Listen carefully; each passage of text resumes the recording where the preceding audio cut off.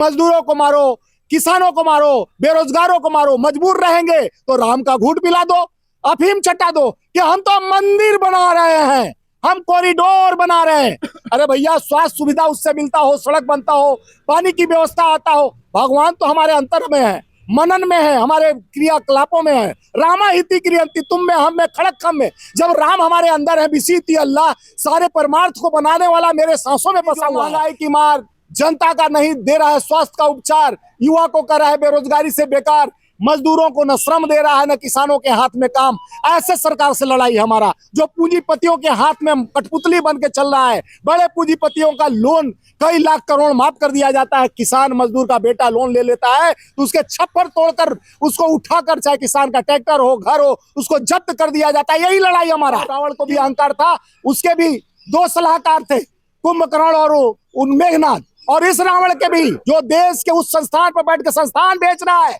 जो अडानी जैसा उनका सलाहकार अडानी है, उनका सलाहकार अमित शाह जी है। और देश के लोकतंत्र में जिस तरह से खतरा मंडरा रहा है, देखिए 22 साल पहले भी अटल बिहारी जी का सरकार था, तब अटैक संसद भवन पे हुआ था। आज 22 साल बाद उसी दिन जिस तारीख को संसद पर अटैक हुआ, बेरोजगार बच्चे उसी के प्रताप सिंघवा जैसे सांसद रेकमेंड करता है, वो घुसते हैं और वहां पर घुसने के बाद दिखा देते हैं कि जो तुम नकली सुरक्षा की बात करते हो कि हम सबसे सुरक्षित देश में से हैं, हम सबसे सुरक्षित सरकार हमारी है। जब संसद सुरक्षित नहीं है तो यहाँ की महिला सुरक्षित नहीं है, यहाँ का पहलवान सुरक्षित नहीं है, यहाँ का गोल्ड मेडलिस्ट सुरक्षित नहीं है, यहाँ का किसान सुरक्षित नहीं है, यहाँ का युवा सुरक्षित नहीं है, यहाँ का संविधान सुरक्षित नहीं है।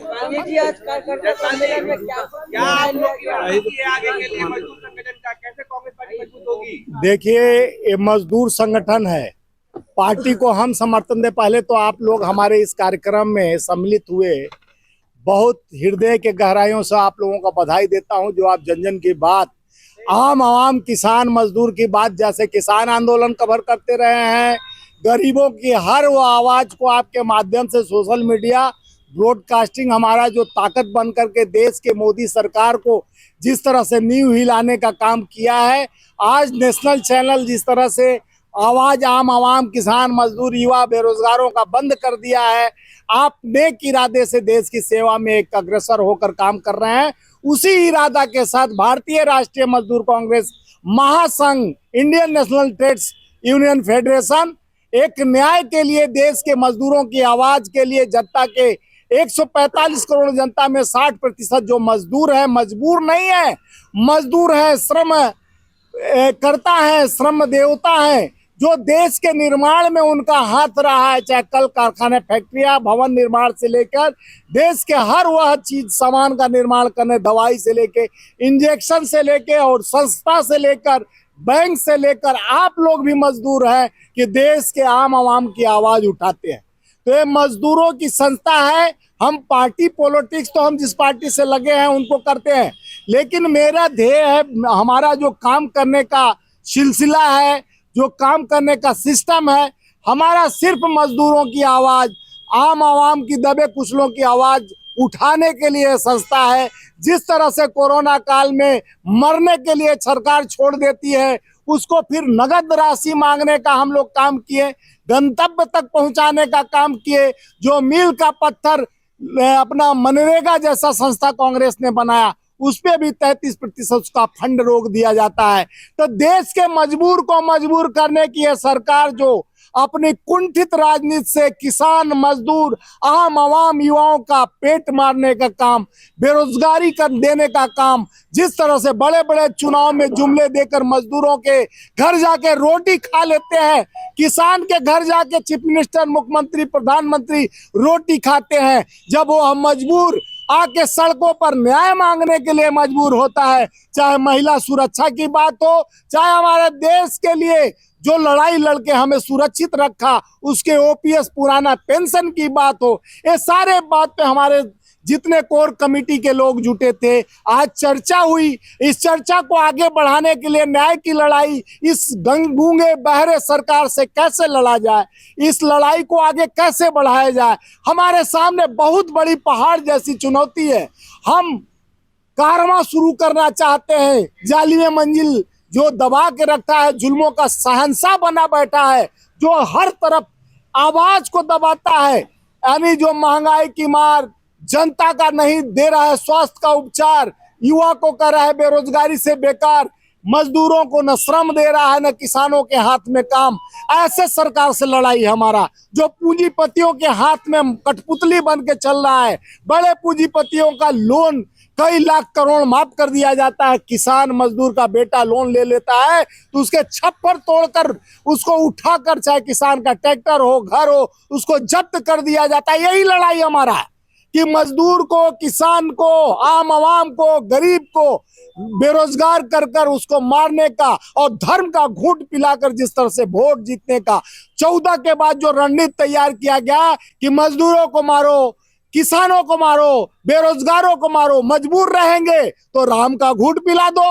अफीम चटा दो, कि हम तो मंदिर बना रहे हैं, हम कॉरिडोर बना रहे हैं। अरे भैया, स्वास्थ्य सुविधा उससे मिलता हो, सड़क बनता हो, पानी की व्यवस्था आता हो। भगवान तो हमारे अंतर में है, मनन में है, हमारे क्रियाकलापों में है। रामा हिति क्रियंति, तुम में, हम में, खड़क खम में। जब राम हमारे अंदर है, विसीति अल्लाह, सारे परमार्थ को बनाने वाला मेरे सांसों में बसा हुआ है। 5 तत्वों में भगवान, भ से भूमि, ध से गगन, व से वायु, न से नीर और न से नील। ये 5 तत्वों से भगवान की जो प्रेरणा है, जिसका स्वरूप आप हम हैं। जब हम कर्म करने के लिए गीता में हमारे लिखा गया है कर्मण्य सेवाधिकेमा फलेषु कदाचन, फिर हमें दुर्व्यवहार क्यों किया जाता है, जात पात की खाई भरा जाता है। देश के सर्वोच्च पद पर बैठे हुए उपराष्ट्रपति जैसा, जब देश का किसान 13 महीना 770 किसान के शहादत पे किसान की बात नहीं हुई, जाट की बात नहीं हुई। जहां आप अपनी लड़ाई मिमिक्री तो प्रधानमंत्री करते हैं, राहुल गांधी जी का, जो संसद के सबसे बड़े उच्च न्यायपालिका पर प्रधानमंत्री के पद पर बैठकर वो मिमिक्री करते हैं। आज हमारे उबर ओला वाले जितने बेचारे पढ़े लिखे लड़के हैं, उनसे पूछा जाता है, जो घर में लेके आते हैं कि मैं इससे आया हूँ, उससे आया हूँ, ये लेके आके, भैया पढ़े लिखे हो, हाँ ग्रेजुएट किए हैं, लेकिन मैकडो इसमें काम कर रहा हूँ, मैकडोल में काम कर रहा हूँ, तो इसमें इसको रोजगार बोलते हैं। जो MA PhD और इंजीनियर कर बेचारे रेस्टोरेंट में काम करता है, जो आपके घर बैठे खाना पहुंचाता है, उनकी सुरक्षा की गारंटी कौन लेगा? उनका एक्सीडेंट हो जाता है, उनको मुआवजा नहीं मिलता है। वो सब मजदूर है, मजबूर कर जिस तरह से सरकार ये सारे संस्थाओं को बेचने की काम कर रहा है और बड़े पूंजीपतियों को 8 घंटे की जगह 12 घंटा काम कराकर वही पैसा देना चाह रहा है। लड़ाई तो हमारी यो है, पुरानी पेंशन की लड़ाई है, गरीबों को अर्थव्यवस्था मजबूत करना है, युवाओं को रोजगार देना है, किसानों की हक की लड़ाई लड़ना है। लड़ाई हमारा निरंतर ये चलते आ रहा है और सदियों से खाई पाटने का कोशिश नहीं, बढ़ाया जा रहा है। जो हम बताए पहले भी 81 करोड़ जो सवाल ये है कि आप तमाम मुद्दे गिना रहे हैं कि ये हो रहा है, ऐसे हो रहा है, बार-बार भाजपा लेकिन जीत जा रही है ना, बात सवाल तो ये जीतना मकसद कोई नहीं होता है। हम अपने बात को लेके जनता तक पहुंच जाते हैं। जनता को जिस तरह से एक आप माध्यम है, आज मैं इतने हमारे प्लेटफॉर्म के सोशल मीडिया के 50 जन हमारे सामने खड़े हो, आप हमारी बात को आप पहुंचाना चाहते हो, आप अगर सच्चाई की तस्वीर दिखाते हो तो जो नायक बनकर खलनायक बैठा है देश का, आपका बटन दबा देता है।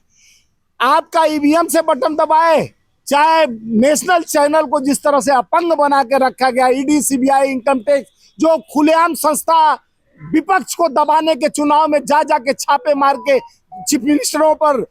लगाया जाता है लांछन कि आप पे लूटे लूटे, चुनाव खत्म, बात खत्म हो जाती है। और उससे पहले अब डरा कर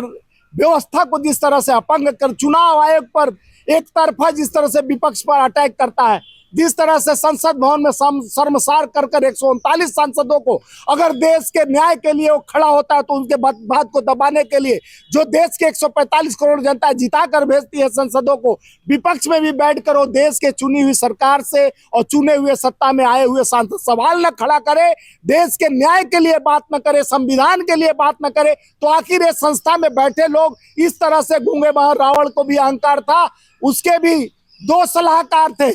कुंभकर्ण और मेघनाथ, और इस रावण के भी जो देश के उस संस्थान पर बैठ के संस्थान बेच रहा है, जो अडानी जैसा उनका सलाहकार अडानी है, उनका सलाहकार अमित शाह जी है, और देश के लोकतंत्र में जिस तरह से खतरा मंडरा रहा है। देखिए 22 साल पहले भी अटल बिहारी जी का सरकार था, तब अटैक संसद भवन पे हुआ था। आज 22 साल बाद उसी दिन जिस तारीख को संसद पर अटैक हुआ, बेरोजगार बच्चे उसी के प्रताप सिंघवा जैसे सांसद रेकमेंड करता है, वो घुसते हैं और वहां पर घुसने के बाद दिखा देते हैं कि जो तुम नकली